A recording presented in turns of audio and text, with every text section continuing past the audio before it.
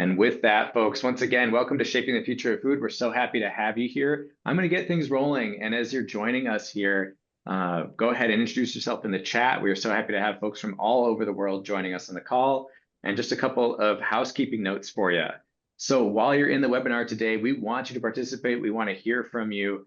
So as you're doing that, please use the chat for any comments you'd like to share, introductions. But if you are able to use the Q&A section down at the bottom, the Q&A section is really helpful for us to organize the questions and keep track of them so we can have some good dialogue at the end of the webinar today and get into those. On the topic of questions, by the way, thank you to those of you who shared some questions ahead of time. It was really nice to get some of those, and we are going to try to get into some of that today. That being said, we had a lot of questions, and I'm sure we'll get even more throughout the webinar. And I just want to let you know, we will not be able to get to all of the questions. Some of the questions were so great that we probably could spend a whole hour on one or two questions. But we want to keep things rolling here and make sure everyone gets some good information from IATP. And so I want to let you know that down the road, we are planning an additional webinar on trade and tariffs that will go deeper and further into the topic within the next 6 weeks or so. So we will have that invitation coming out to you for all of you that want to learn as much as you can. We will have a more in-depth discussion, conversation webinar about trade and tariffs later on in the next 6 weeks or so. But today will be more of an overview of the situation, an overview of IATP's work on trade and tariffs, rather than like diving as deep as we possibly could. All right, so I just want to make sure I set the stage with that. And lastly, make sure you go ahead and use the closed captioning feature. If you need some help keeping up with what is being shared, we would love for you to have that access.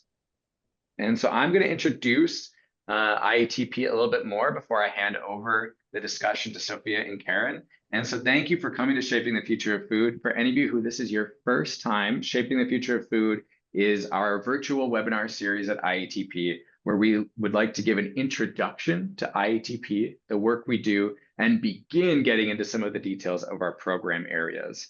So we won't go as far as we could. Think of it as like a 101, an introductory course on trade and tariffs from IATP today. At these events, we want to build a community of people that support these efforts. So we really appreciate you being here. And we appreciate all of you who have shared invitations with your friends and colleagues. Like I said, we will be discussing trade and tariffs. And thank you for all the questions you had. We'll get into some of those this evening, or not, excuse me, this evening. Evening from you who might be in London, morning, afternoon for the rest of us here. But in any case, I'll give a little introduction to IATP. Some of you have been here quite a few times or know us well. But for anyone who is new, IATP is a research and advocacy organization that is focused on advancing the voices and policies needed to develop a sustainable and fair food and farm systems.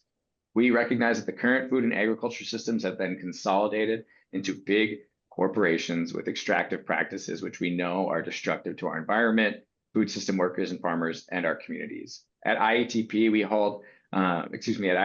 partner with other groups and organizations to hold big ag businesses accountable for their harms. And we identify and lift up the needs and voices of smaller producers. We champion agroecology and sustainable agriculture practices, as well as produce original research on related state, national, and international policy and the impact they may have to strengthen or damage a sustainable future of food, which we will hear about in more detail from Karen and Sophia today. We often emphasize at IATP, the Institute for Agriculture and Trade Policy, that this is not the work of a single policy initiative or administration. This is the work of a lifetime, and we really appreciate you joining us today and throughout in that work. So there's always more to be said. There is so much work to talk about, but I hope this gave you a little bit of an insight into IATP and what we're getting into today. So with that, I'm going to hand the mic on over to Sophia Murphy, our Executive Director. Thank you so much, Sophia. Please go ahead and share. Thank you so much, Colin, and hello and welcome to everyone. Shout out to my mom, who I'm happy to see in the long list of participants here. So as Colin said, there's a lot to say, and what I wanted to emphasize about the series this is part of is really a chance to understand what IATP does in the mix. And so we will plan and do want to have a more technical conversation on just what the tariffs are and run out scenarios. And that'll be coming in the weeks ahead. And also to say we are writing as we go. As everyone knows, this is a very dynamic context, but keep an eye on the website.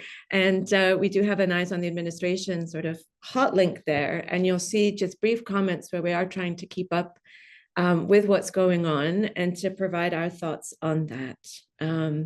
So it's the work of an organization and the work of all the big alliances with whom with whom we work as well, with whom we collaborate.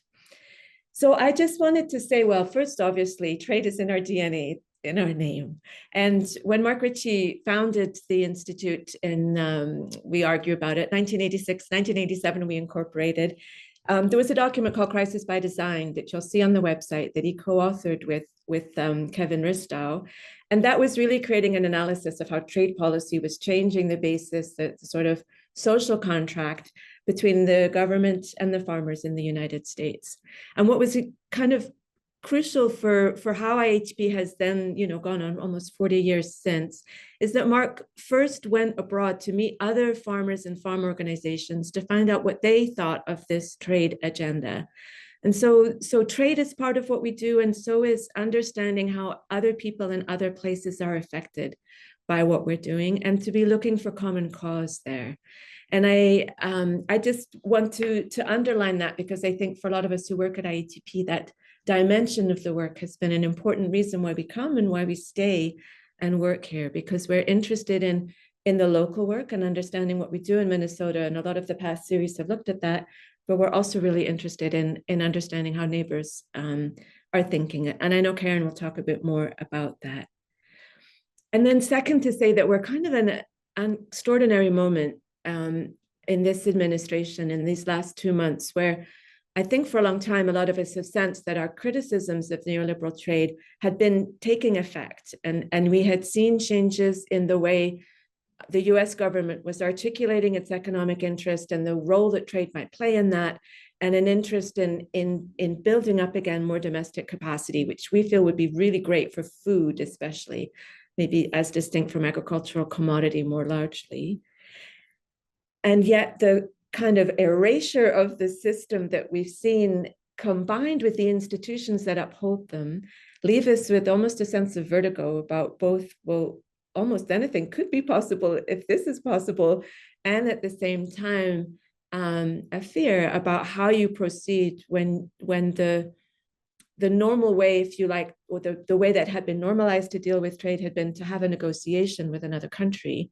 And that negotiation has now turned into something very different, with the so-called Liberation Day and unilateral announcement of completely arbitrary tariffs that in some cases will be quite devastating for very small economies elsewhere, but in lots of important ways as well, will disrupt how the US economy itself works. So in that kind of be careful what you wish for spirit, we're in a very different moment. And I'm working together, trying to think through what we should do. So 3 quick things before I hand over to Karen. One is, as I said, it's always been part of what we do and what we will continue to be about, is to find common ground with others as civil society organizations. And the second thing is that we do that aware today more than ever of how small the planet has become and how much agriculture is stressing the planet, and the ways in which trade has exacerbated that stress, also spreading diets and sort of ways of thinking about food that haven't been very good for local communities, haven't been very good for human or animal health. And so in this moment, what can we be thinking about to shift that, shifting and making space for more local and regional food here, and also about how that might happen abroad. And, that's a very big vision question, but that's what shaping the future of food is about. And that will be one of the things that we're putting our attention to at the same time as we react to what's happening. And then third, I think just to say, one of the things that we will continue to center, and that possibly would get space, not with this administration, but in the aftermath of what this trade shift would be, will be to be keeping attention on the ways in which financial institutions and transnational corporate power have been able to take advantage of trade and use that to undermine domestic social and environmental and health policy.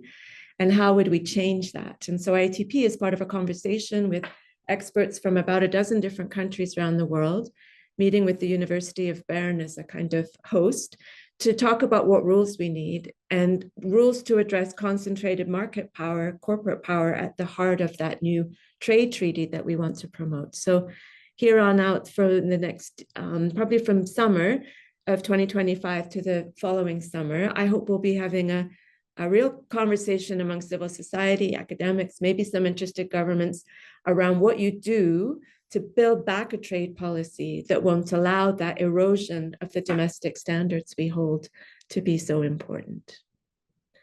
With that, Karen, I'll hand over to you to talk a bit more about your work here. All right. Well, thank you. I too have 3 points to raise. I didn't know you were going to do it that way, but I have 3 points and some cases that I think help to illustrate them. So first, I think there's been so much talk about tariffs, and they are important, but they are only one part of trade policy. Even if you listen to the current discourse, Trump is entering into apparently a round of deal making with I don't know how many countries, but those deals will extend beyond tariffs. They will be on things like patent protection, digital trade, investment, all kinds of rules. And a lot of what we focus on at IATP are those trade rules and how they affect what we're trying to do as a society. This is not to say the tariffs aren't important. They are, but I think it would be a mistake to think that's all that's going on. So, for example, a couple of years ago, the Mexican government decided as part of its transition to agroecology that it was going to restrict imports of GM corn. They announced that they were going to ban the use of white GM corn for human consumption, and they had an aspiration to grow their own corn and announced they would eventually hope to become self-sufficient in non-GM corn. The U.S. raised a trade dispute against them, saying that that was unfair. So in this work, we brought together experts and social movements from the US, Mexico, and Canada, because Canada, for some reason, joined as a third party.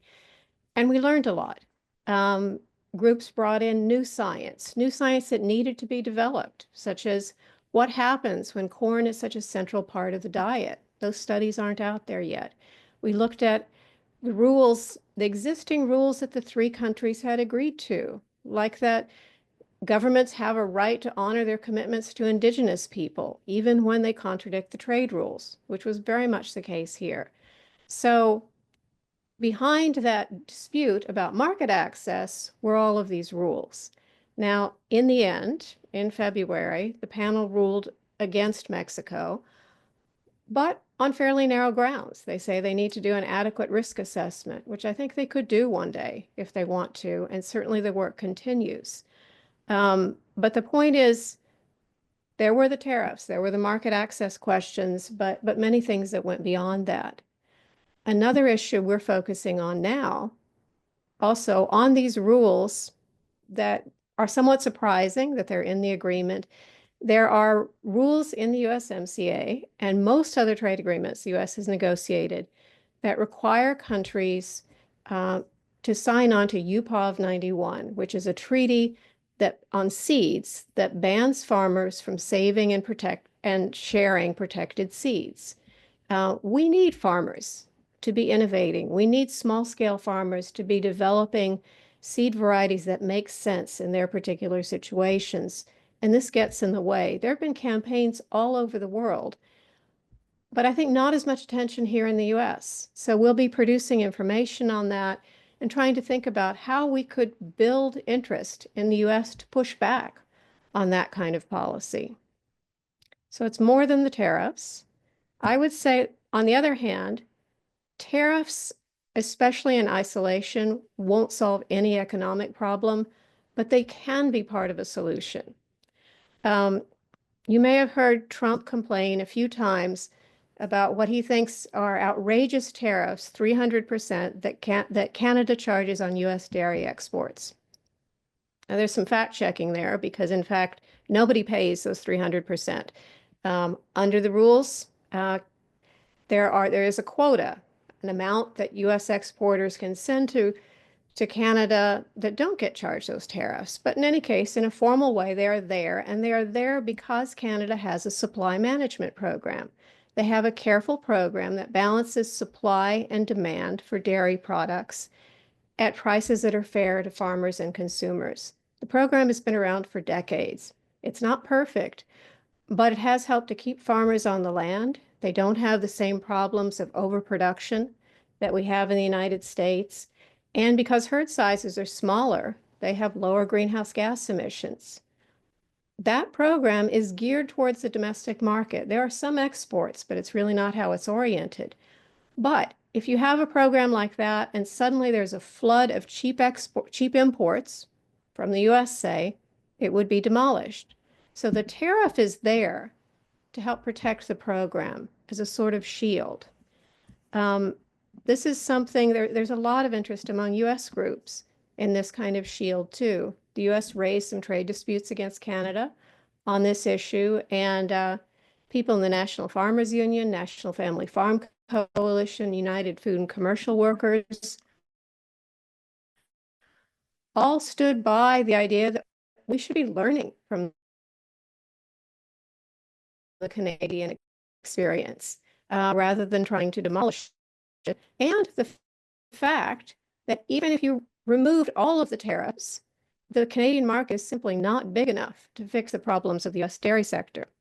Right now, I think one thing we need to understand better is how the tariffs will affect fruit and vegetable production in the United States. I would say initially our concern is that while there could be more production here, if we have a context when public support is being cut left and right, both production and local foods, it's hard to see how the tariffs could do any good. In the Canadian example, the tariffs by themselves would not protect the sector, would not lead to that transformation. But that's something I hope to reach out to producers in different groups. I want to understand better how that works and what we should be saying. And then third, I think we need to look behind the curtain. Who's making these deals? What we have now is even worse than normal trade agreement process. There are no doubt corporate interests advancing whatever issues are most important to them. And we don't know what's being negotiated. We don't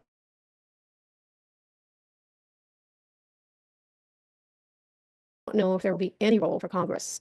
And here we get into a bit of a dilemma. We've been critical of many free trade agreements, including USMCA. But those agreements are a set of rules. They're not laws of nature. We could pick other rules, but they are a process where we work out our differences. And it does provide a platform for us to raise our critiques, to organize our thinking, and to organize communities for new solutions. So for now, on the assumption that we still have these functioning tools, we're working with a number of groups on a review of the USMCA. This is a formal process that will conclude in July of 2026 to look at what's working, what's not working. And so many groups are coming together with their proposals. In the case of agriculture, a lot of that proposal is around country of origin labeling for meat. COOL is a program that we had in the US. We have country of origin labeling for many fruits and vegetables. For meat, that was challenged at the WTO as being overly burdensome for producers, and so it was eliminated. Farm groups especially, and consumer groups, want that program back. They want greater transparency in the market. They want to know what's possible. We think in the USMCA review, the three countries could agree on conditions under which they wouldn't sue each other over this. I think for that to work, we also have to look at what's useful for our trading partners. Mexico passed a new food law last year. It has a lot of ambitious new programs on GM labeling and nutrition labeling. These are issues the US has pushed back on in the past. So I have to give this specific example, a position. Am I still on? I'm getting all these things saying it's crashing. Okay. We still got you, Karen. It was getting a little choppy, but you're with us now. Yeah. All right. Yeah. Well, in any case, we're going to use this process. It is we have to keep an eye on what's happening. You know, we all know things could be changing, but I think the whole exercise of us gathering our ideas, working in coalition with labor, environmental groups, consumers, and others, each with proposals on what we want, could influence this process, but it also builds for the medium term to keep pushing for the kinds of trade rules we want. So I think I will leave it at that for now and hope my internet doesn't crash again, but all good for now. Cool. Thank you, Karen and Sophia. Thanks for those starting overviews. We're going to dive into a few questions related to some of what you both have discussed already, but we had some wonderful offering of questions earlier. I've got a few I want to highlight here. So Sophia, I might start with you. Right, my questions. Yes, here we go. Okay, this is kind of a big, broad one, and something you touched on a little bit earlier, but what, if any, silver linings are there to these new tariffs? You could look at it as, is there a silver lining in the way they might support more ecological or localized farming food systems, or is there a silver lining in like the opportunity it might present for a reassessment? So Sophia, I'll have you start with that. Yeah, sure. I think it's good that we talk about it. I think we spend a lot of time criticizing what goes on in trade, and it was hard to get much interest. And so now everybody has had a great crash course in just what is a tariff and how does it work? And it's forced a reassessment of economic relationships that IATP and our allies have been critical of for a long time. Two, and I think that there are localized food systems that struggle to thrive in the context of unregulated trade, and so there's potential there for local suppliers. We saw that to some extent in some places with COVID as well, where there was a very big market shock that didn't last all that long, but that did show how local supply chains could respond. I think for us at the moment, we're reeling with so many different policy changes at once that in the US, we, at the same time as we have these tariffs go in, we've had a huge cut to money, 11 billion out of the regional local food systems budget, for example, from the US Department of Agriculture. So at the time, if you were doing this in a sort of planned way, you'd think about which tariffs, you wouldn't choose a country, you'd think about product, then you would be investing in the local production capacity, which is what the Biden administration was doing in say, the chip sector or in some of the energy sector for renewables. So we haven't got the investment to go alongside that potential. A bit like Sri Lanka's experiment with removing, imported chemical fertilizer and pesticide and calling it an organic boom, but actually just leaving farmers to scramble instead of providing, support for that transition and inputs. So yeah, silver lining, emphasis on cloud. Yeah. But in terms of us saying we want to make a transformation, then yeah, this is now a very threatening transformation. How can we direct it? How can we make a better outcome all the same? Yeah. So if we take what they're currently doing, we'd say it doesn't seem to be aligned with actually making production better domestically because of the scale of the tariffs and the lack of specificity, along with they've cut programs that are supposed to support domestic production and haven't supported ones that we think would be beneficial. But that perhaps this has opened a door into a discussion of change that we've seen as necessary for a long time. And that the silver lining is just that door has been busted open in a sense. And I would just say, and I think we've had some questions about it too, for a long time, IATP has documented dumping, how we sell commodity that we overproduce here into export markets to the detriment of developing country possibilities of the global south. And I think the tariffs may redirect some of that, but we're still going to have a problem. Again, we had this in COVID with very large amounts of production that have nowhere to go suddenly. So expect to see sideways movement, expect to see maybe, more of certain things in the market, like the US was selling a lot still to China. If it can't sell to China, where else will that go? There's going to be a lot of disruption. And I fear in the short term, that's going to be very hard on local food systems again, because those other markets are sort of shock what's happening locally. But in the longer term, it might persuade governments to invest more in domestic production, a more sovereign food system. And that could be helpful to cut the the cord, if you like, with relying on cheap food in export markets as a food security strategy, which we think is a bad idea. Yeah. We've had a follow-up question to this that Laurel's asking, do we expect the Trump administration to bail out the farmers for losses due to tariffs like he did in the previous administration? And again, those bailouts only going to the largest commodity crop producers. So that's one question, is do we expect another round of those? And then there's a follow-up question being, are there any inroads for supports to go to small or mid-sized producers? I know we've had some publications on that recently, but Sophia, if you want to hop in and talk about that. So the short answer is we don't know. This is a different moment, and we're looking at a budget that will make quite significant cuts to spending in order to accommodate quite significant tax breaks that will make very little difference to the vast majority of Americans, but will be profitable to a few. So in that context, maybe it is typical. The US has a long history, whoever's in charge of putting money into certain parts of the farm economy, and that may or may not continue. Don't know for sure yet. That money doesn't traditionally go to smaller farms. What you also have seen, as I said, big cuts to regional local programs. We've also had actually a bit of chaos around the climate programs where it looked like they might be cut, but then they say, well, if you don't call them climate programs, there still might be money in those channels. And I think the dust hasn't settled yet. We have colleagues tracking it. I would just Yes, add Karen. something. We don't know what's coming, but we can look and see what happened before. In the first Trump administration, they did provide that big package of support, something like $25 billion. And a few years later, there was a GAO study on how did that work out? Well, shockingly, it went mostly to red states. It was concentrated among a few states in the South. It was concentrated among certain kinds of production over others. There was a lot more production for cotton, or a lot more support for cotton than, say, for corn, and very little for fruits and vegetables or for production by minority farmers. So I think that makes me not too optimistic, even if they do get some support. But that was then back. We don't know what kind of support there might be this time.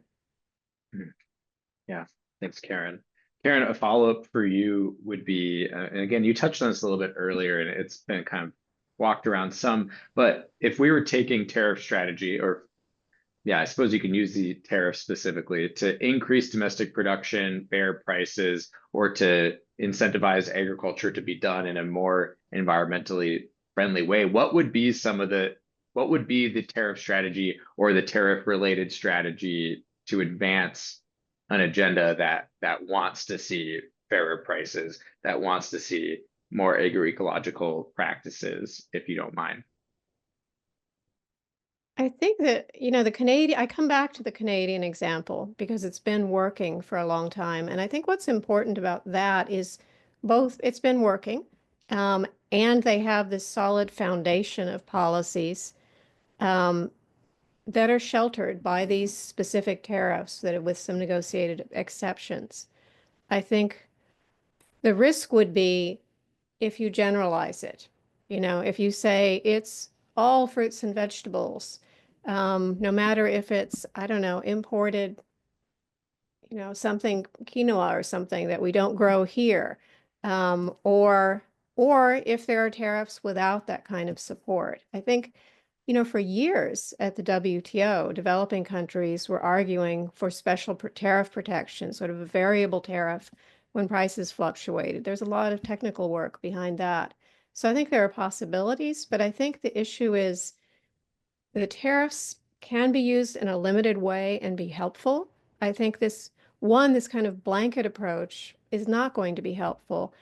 And two, I think the fact that the approach so far has been so erratic means if I was, a farmer, I would be reluctant to increase production on the hopes that the tariff might protect the market, because who knows, maybe next week it'll be different. And I think that's a big problem for farmers because they can't switch their production on a dime. But I think it does have a role to play. I think it's worth engaging more with Canadians. I've been talking about that program. I know it's not perfect. And I think some of our partners in the US have made proposals about how it might be done a little bit differently. But I think there are probably some other examples too that we could look to for lessons on how you might protect specific markets. Yeah. Thanks, Karen. And I would just throw in one more thing in there, Colin, too. Like in addition to everything Karen's saying, that there's a difference between what a tariff would do, which generally, and especially if it's at a fairly normal level, some of the proposed tariffs are at an abnormal level. They'll probably just stop trade cold. But at some level, a tariff can be kind of incorporated, and you get a one-off price shock, and the price of that good would go up.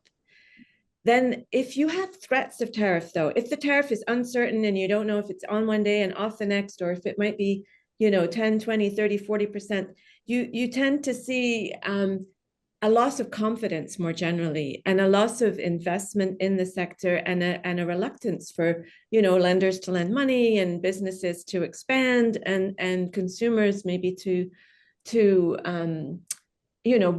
jump in. And so you have quite a different economic effect in this moment of uncertainty than you might have if you just were introducing a tariff and then unrolling a tariff policy, as Karen says, which would anyway need to be part of a bigger plan.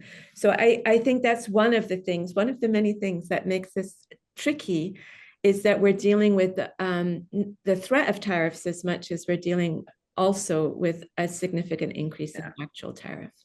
Yeah, no sense of coordinated strategy going on that is saying we're using tariffs and we're using these other trade rules and these other policies, programs domestically to increase this. It's just what we're seeing. Yeah, thank you.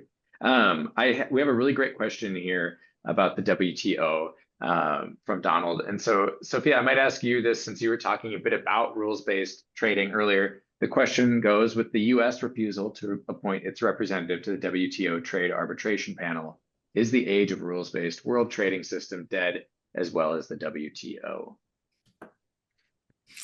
If you could answer that. Yeah. Well, I don't think we're going to get around the need for rules. Trade requires rules. Well, we could go back to gunboats. We could go back to, forcing opium on the Chinese people or something with what we did in the 19th century. No, like we will either have that coercion, or there'll be rules. I think we would all prefer rules. I think whatever we think of the World Trade Organization and the rules it embodied, there's a preference for rules which we can then negotiate and agree on, and do so in a forum where countries have a voice, rather than having to knock on the door at the White House to ask for a favor. So it's in abeyance. We're sort of waiting. I don't know if we could have a side bet on when the US might announce that it's withdrawing from the WTO. I don't know if it will. That would be probably a bigger deal than we think. There may be some voices that have some weight that are going against it, but I don't think any of us would be all that shocked if it were to happen. And the thing is, the US hasn't been a very constructive part of that rules-based order for quite a time. And so I think it still is a huge challenge for us to come out of the rules system. I don't want to say that wouldn't be a big deal, but I do think we need to be looking at this time for a different basis for the agreement that we would have. And ideally, this is what the work we're doing on rethinking what an agreement on agriculture could look like if we were centering food sovereignty and agroecology. Those rules would still be inviting other countries in. We would still be saying US interest is tied in other countries prospering. It's not a zero-sum game. It's one where we have to understand what other countries need and build together common rules, whether they're held at something called a World Trade Organization or not. But it would look quite different to what we have now. But I think it might take a long time, and maybe hundreds of years, if it were to completely fall apart and we look at history, but eventually you come back to rules, because it makes a lot of sense to exchange among ourselves, and that exchange is best managed with rules. It's like traffic or anything else. You want to know what the rules are.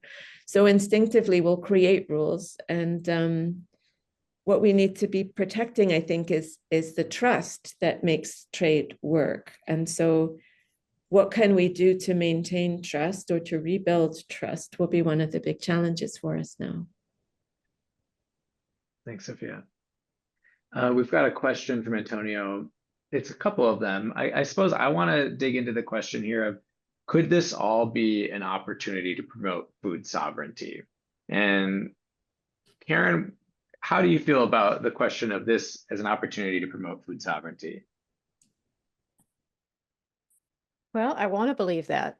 I guess I would start from the document Sophia mentioned at the beginning, Crisis by Design. Our whole system in the US now is geared around farmers producing as much as possible, even though prices are low, and then depending on export markets to absorb the excess. And so in that kind of situation of this, extreme overproduction, they're locked in this cycle. And it is, so we would have to change not just the trade policy, but also the Farm Bill policies. That said, this would be a rupture. I mean, I think it's certainly true that there will be more interest in the US and certainly among our trading partners. Our trading partners will be looking for other markets, will be looking to enhance their own production. So I think there's possibilities there, but I think it won't work just with the trade policy. It needs you need to walk with both feet, I guess, to move that forward. So I hope it could do that. I don't know, maybe Sophia's more optimistic. I don't feel I've been accused of optimism for at least 2 months. But I do think one of the things that would be good for us to do, that IATP still needs to do, is to making some differences between food and agricultural commodity.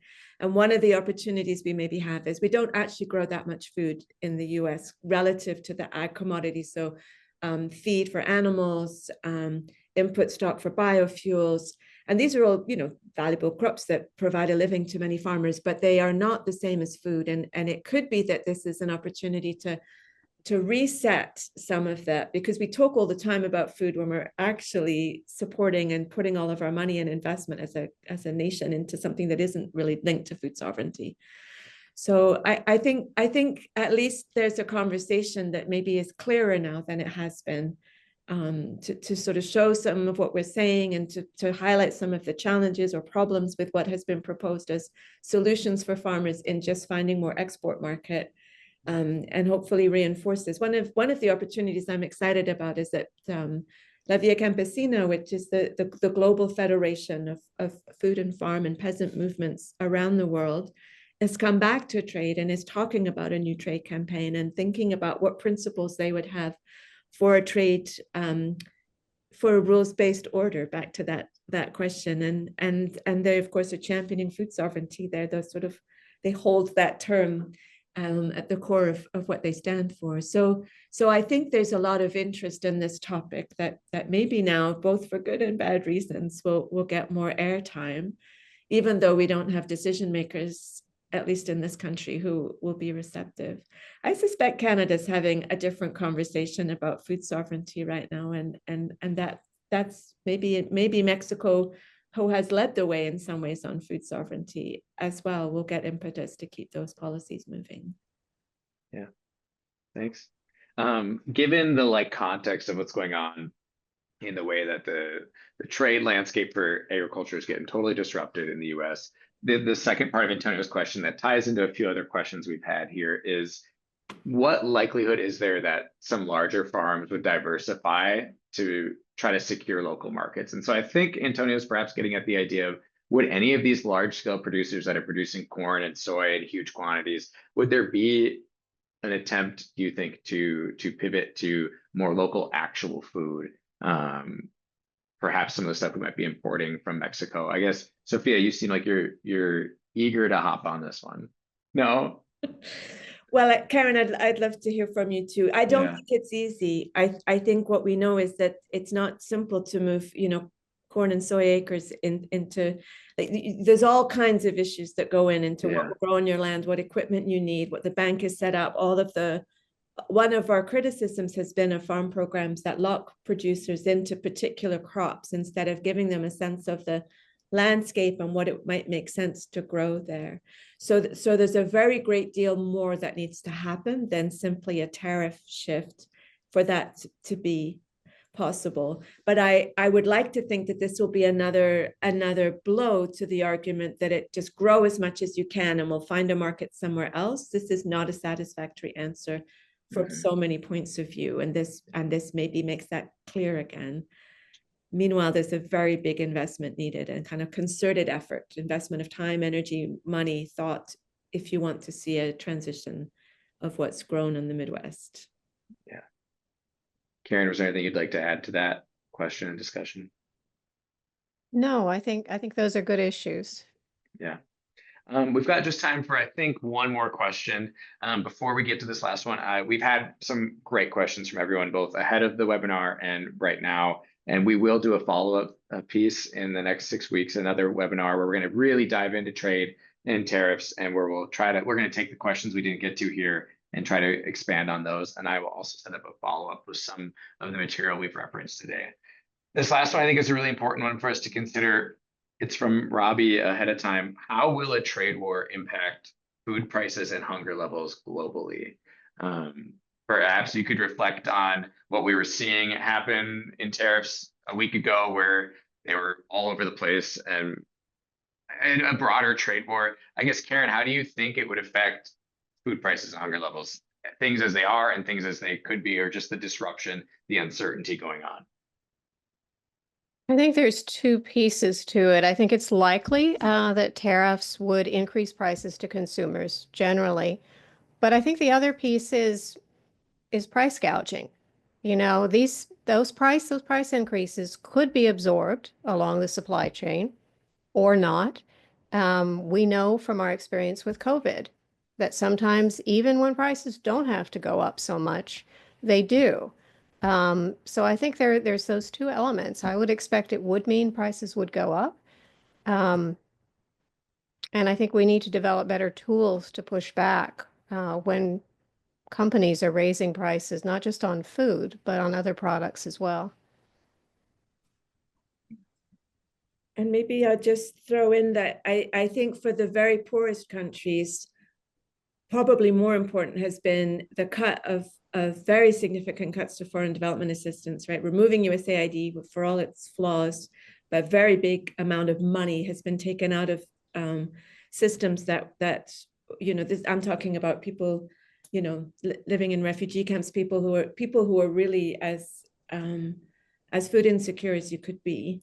That the cut to ODA, which also is coming from Europe in the readjustment, has been big. And the fact that the debt crisis is back and crippling national government capacity to invest in their countries. These are probably as big or even bigger threats to hunger than the tariff war itself. So not to, yeah, the price of food could be expected to go up. The cost of moving food around goes up. And in the long term, those effects might even be beneficial, but in the short term, they're also huge. It's the same thing as here, in a sense. You have this cutting off of money and investment at the same time as you have making that trade system more expensive and less sure. Mm-hmm. Well, that was a lot to get into, Sophia and Karen. Thank you for your sharing and your commentary. Claudia, if you don't mind sharing the last slide so people see the upcoming events we have. We do have another Shaping the Future of Food webinar scheduled in May, where we will be sharing some more on some of the farm conservation programs in the US and kind of an update on where they are today. So we've been doing, Michael from IATP has been doing reporting yearly on CSP and EQIP, some of the programs we have in the US towards farm conservation and the nuances, the troubles, and the opportunities within that. And there's been some updates since then. So we'll be covering more of that. We are having an in-person event on June 16th in the evening. That's a Monday, where we'll be gathering and having some social time as well as some programming for you. We'll have more details out for that in the next couple of weeks as well. And we'd love to have you tentatively put that on your calendar to join us. I'm sorry we weren't able to get to all the questions. Like I said, we'll try to follow up with some more of those. And with that, thank you so much for being here. We hope to see you at the next event next month, and along with the further conversation on trade and tariffs. Thanks once again. We hope you have a wonderful day. Thank you.